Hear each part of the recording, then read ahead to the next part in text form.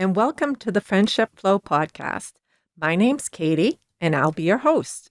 My hope is to create a space for women entering their wisdom years to learn about friendship from all their own personal experience and create a circle of friends they desire and deserve. I hope to explore this subject with you so that you can explore what friendship means to you in your life. I created a 5-step approach to accomplish just that. 1. Self-awareness. 2. Connection. 3. Boundaries. 4. Growth. And 5. Joy. Each episode will dive deeply into the steps and how to use them.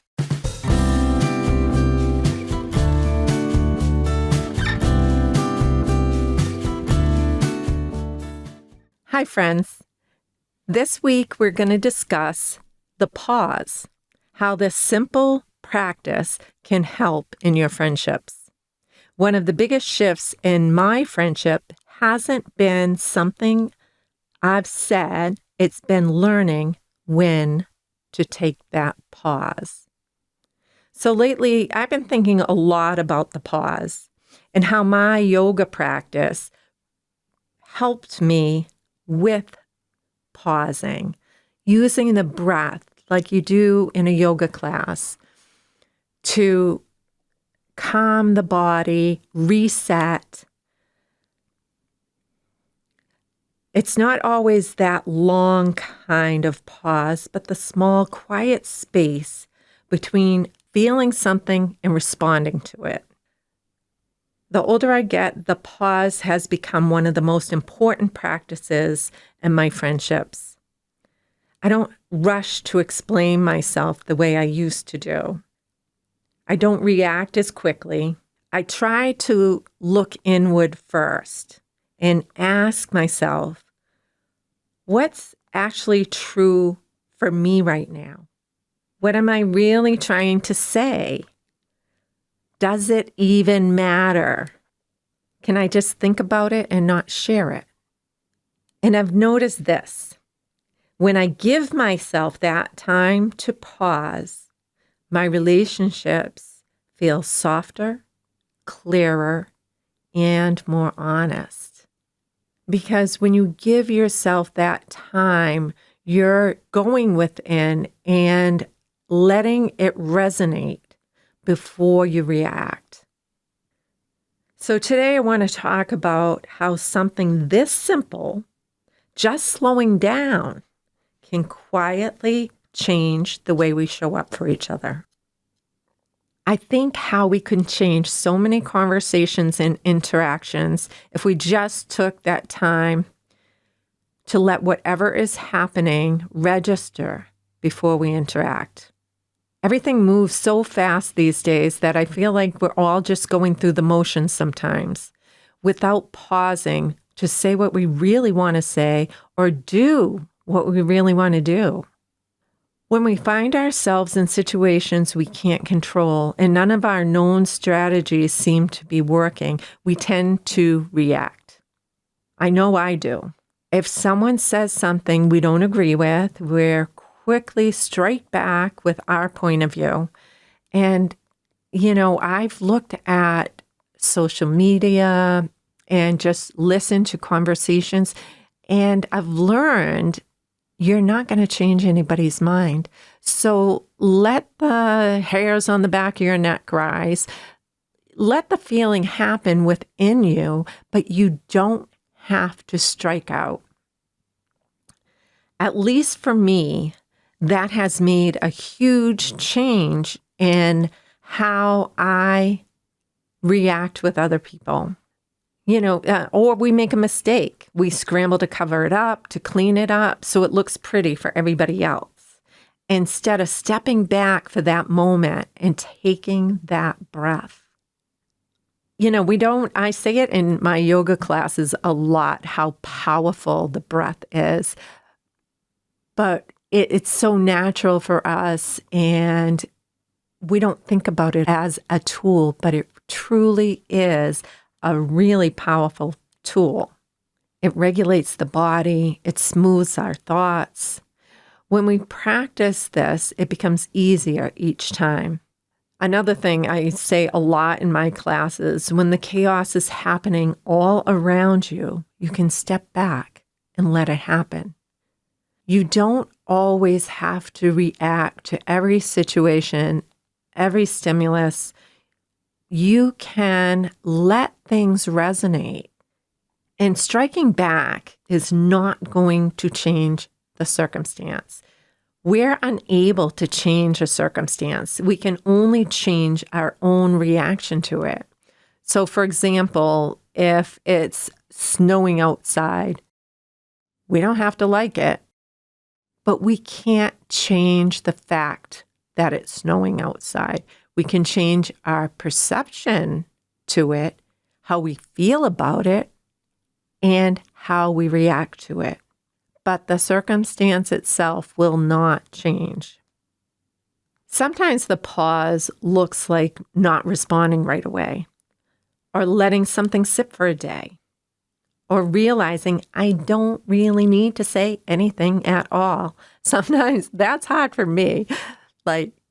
You want to sometimes interject your opinion.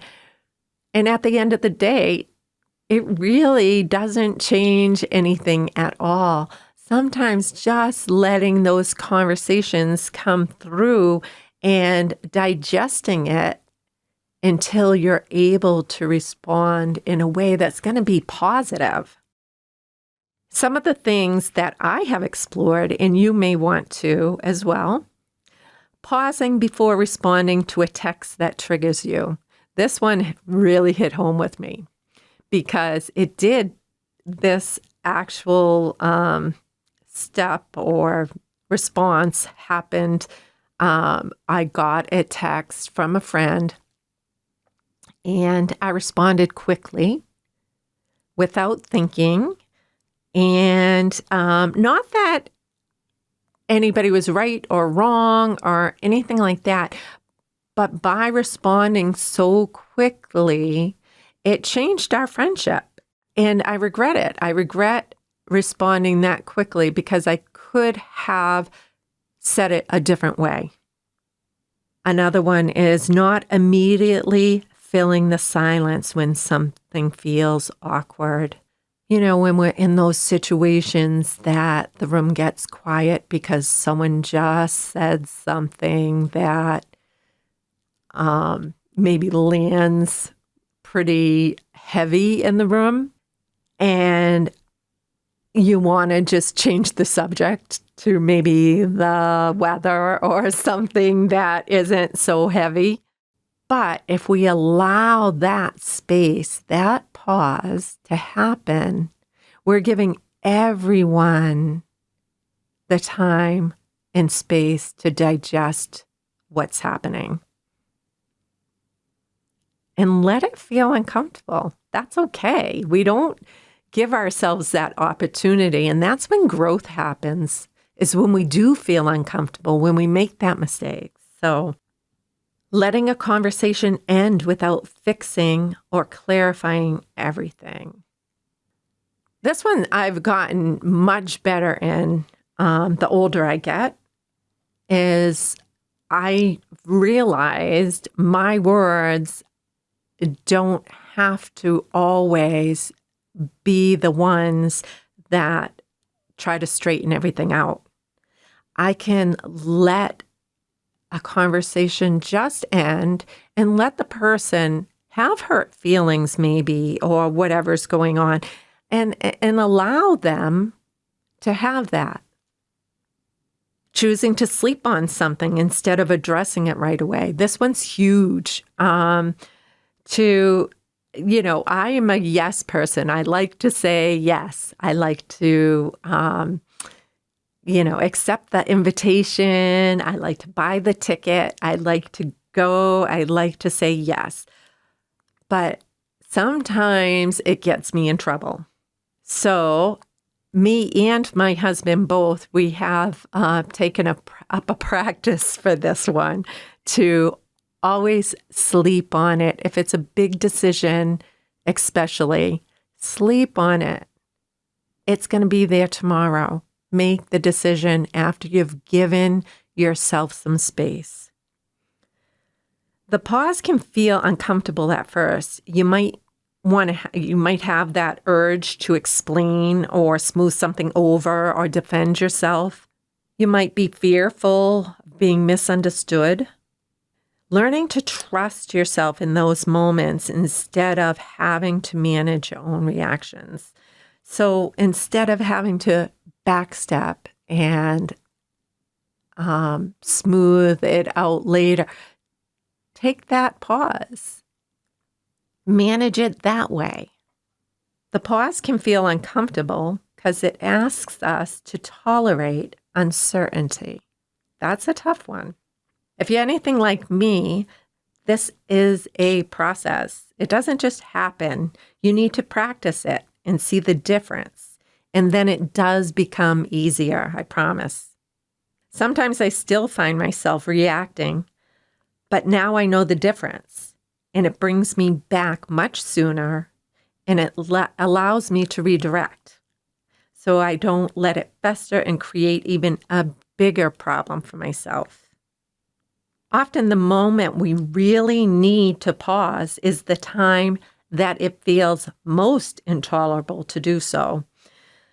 Pausing when something catastrophic is happening is hard, but it can make the most difference in situations, and it can make the situations easier to get through. When we're suddenly stricken with grief or a fit of anger, these are the times the pause is most effective, but it can be so difficult to do.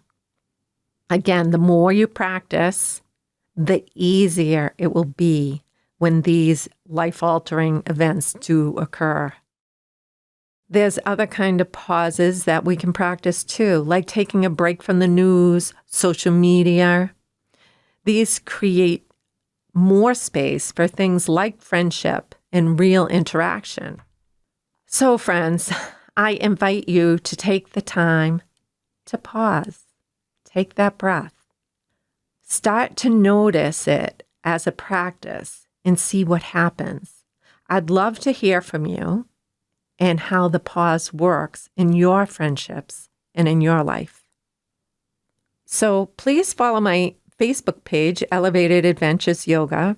In addition to our outdoor yoga, hikes, and paddleboard yoga, we have added aerial yoga back into our practice.